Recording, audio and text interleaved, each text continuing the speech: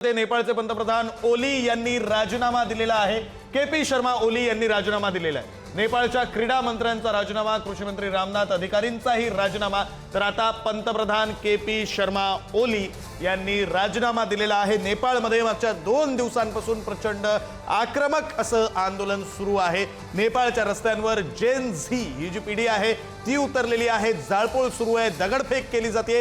21 जणांचा आतापर्यंत मृत्यू झालाय आणि या सगळ्यानंतर आता नेपाळचे पंतप्रधान केपी शर्मा ओली यांनी राजीनामा दिलेला आहे। आंतरराष्ट्रीय पातळीवरची अतिशय महत्त्वाची घडामोड, आशिया खंडासाठी अतिशय महत्त्वाची घडामोड, भारतासाठी अतिशय महत्त्वाची अशी ही घडामोड आहे। मागच्या 2 दिवसांपासून वातावरण नेपाळमधलं तापलेलं होतं, खरं तर जाळपोळ झालेली होती, नेपाळ पेटत होतं असं म्हणावं लागेल। आणि आता केपी शर्मा ओली नेपाळचे पंतप्रधान यांनी राजीनामा दिलेला आहे।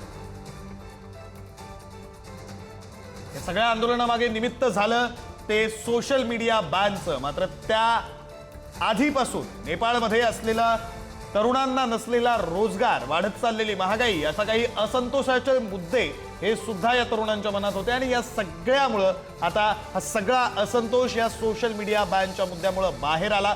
सोशल मीडिया बॅनच्या मुद्द्याची ठिणगी पडली आणि वणवा अख्ख्या नेपाळमध्ये पेटला असंही चित्र निर्माण झालं। आणि त्यानंतर आता नेपाळचे पंतप्रधान केपी शर्मा ओली यांनी राजीनामा दिलेला आहे। आत्ताच्या क्षणाची अतिशय महत्त्वाची, अतिशय मोठी, आंतरराष्ट्रीय पातळीवरची सगळ्यात मोठी घडामोड, केपी शर्मा ओली यांनी राजीनामा दिलेला आहे। नेपाळचे पंतप्रधान केपी शर्मा ओली यांनी राजीनामा दिलेला आहे। मागच्या 2 दिवसांपासून सुरू असलेली हिंसक आंदोलनं, आक्रमक आंदोलनं, या सगळ्याच्या पार्श्वभूमीवर ओली यांनी आता राजीनामा दिलेला आहे। दरम्यान राजीनामा दिल्यानंतर केपी शर्मा ओली नेमकं काय निर्णय घेतात, ते नेपाळमधून बाहेर जातील असंही समजत होतं, तसं होतं का हेही पाहावं लागणार आहे। नेपाळ नेमकं का पेटलं, जेनझी तरुणाईचा उद्रेक झाला, इंस्टाग्राम, फेसबुक, यूट्यूबसह प्रमुख सोशल मीडिया प्लॅटफॉर्मवर बंदी घालण्यात आली आणि त्यामुळे जेनझी तरुणाईमध्ये असंतोष निर्माण झाला, रस्त्यावर उतरून हिंसक आंदोलन करण्यात आलं। खरं तर हे आंदोलन सुरुवातीला हिंसक नव्हतं।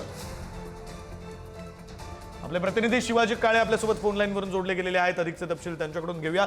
शिवाजी, खरं तर आंतरराष्ट्रीय पातळीवरून, विशेषतः आशिया खंडासाठी, विशेषतः भारतासाठी ही मोठी घडामोड आहे। केपी शर्मा ओली यांनी नेपाळच्या पंतप्रधान पदाचा राजीनामा दिलाय।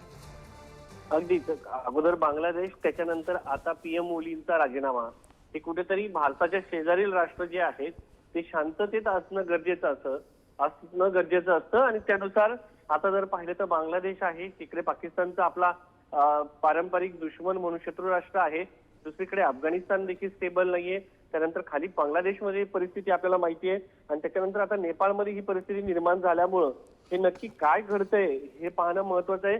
कारण पूर्ण जो सर्कल आपल्याला पाहिलं तर शेजारी राष्ट्रामध्ये अशा पद्धतीने सरकार अचानक पद्धतीने अस्वस्थ केली जातात आणि उलटवली जात आहेत का, असा प्रश्न या निमित्ताने उपस्थित होतो। कारण आतापर्यंत 4 मंत्र्यांनी राजीनामा दिला होता, आता पंतप्रधानांनी राजीनामा दिल्यामुळं पूर्ण मंत्रिमंडळाचा राजीनामा झालेला आहे आणि एक प्रकारे आता या ठिकाणी सरकार जे आहे ते संपुष्टात आलेलं आपल्याला पाहायला मिळतंय। एकंदरीत जर पाहिलं तर या सगळ्याच्यामध्ये आंदोलकांची जी हिंसा आहे ती अद्यापपर्यंत थांबलेली नाहीये आणि ह्या हिंसाचारामध्ये काही पॅटर्न आहे का हे पाहणं, समजून घेणं गरजेचं आहे। सुरुवातीला अगोदर एक महत्वाचं म्हणजे 26 जे ऍप्स आहेत, सोशल मीडिया ऍप्स, हे थांबवण्यात आले होते, त्याच्यावरती स्थगिती। बरं शिवाजी, धन्यवाद या सगळ्या माहितीसाठी।